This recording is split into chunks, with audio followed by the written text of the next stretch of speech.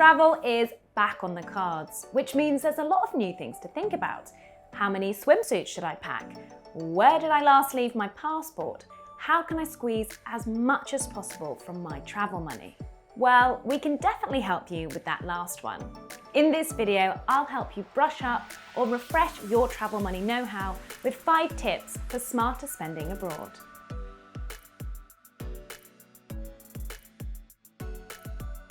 Planning ahead will give you time to scope out the best exchange rates and the best travel cards for you, not to mention giving you enough time to allow your new card to arrive. So the only thing you need to worry about is your holiday drink of choice at the airport Wetherspoons. To stay on the pulse, you could even set up a currency tracker to alert you when the pound is peaking. The smallest exchange rate shift can make a huge difference. If you convert £500 into euros, for example, when the exchange rate is 1.19 euro to £1 rather than 1.17, you'll take home an extra €10. It's good to have options on the road, so taking at least 2 types of cards, as well as some cash on your next trip, could be a good shout. Check in advance if your current cards charge any fees for spending or withdrawing money abroad. If they do, try comparing a range of dedicated debit, credit, or prepaid currency cards for travel that offer fee-free spending.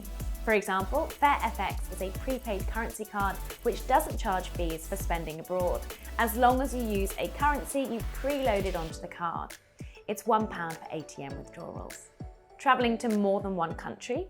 Consider a multi-currency prepaid card and take advantage of the best rates by loading up the card as you go when exchange rates are in your favour. Do remember that applying for a new credit or debit card will require a credit check, so consider in advance whether that will do more harm than good if you're not likely to be accepted. Along with selfie sticks and Speedos, exchanging your holiday money at the airport is a cardinal sin of travel. According to recent research conducted by foreign exchange specialist fairfx, currency rates at the airport can be 30% lower than those elsewhere. So for every 500 quid you exchanged at the airport, you'd get back £149 less.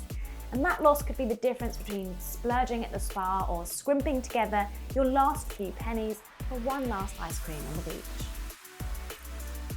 A travel credit card can be a handy companion when shopping abroad. This is because anything you buy on your credit card worth between £100 and £30,000 is protected by Section 75 of the Consumer Credit Act.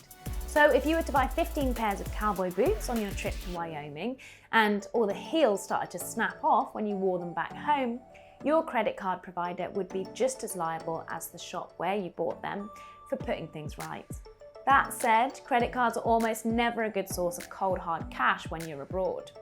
If you use your card to withdraw cash at an ATM, not only are you likely to be hit with cash withdrawal fees, you'll typically start being charged interest on that balance immediately, as transactions like cash withdrawals are rarely included in interest-free purchase periods.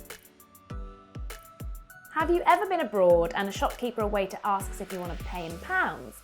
And you've thought, well, hang on, if I can just pay in pounds, what was the point of converting all my holiday money in advance?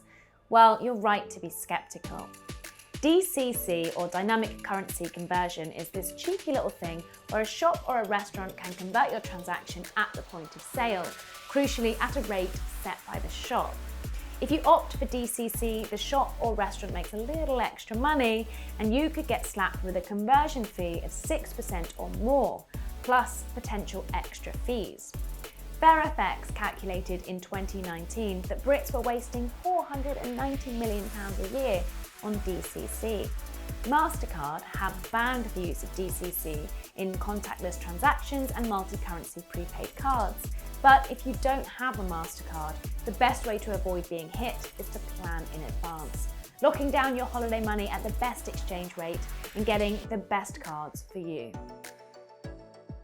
For more information and to start comparing the right cards for you, check out our full guide on finder.com by clicking this link up here. If you enjoyed this video, give us a like, subscribe, and be sure to hit that bell button to be the first to know when our next video drops. Thanks for watching.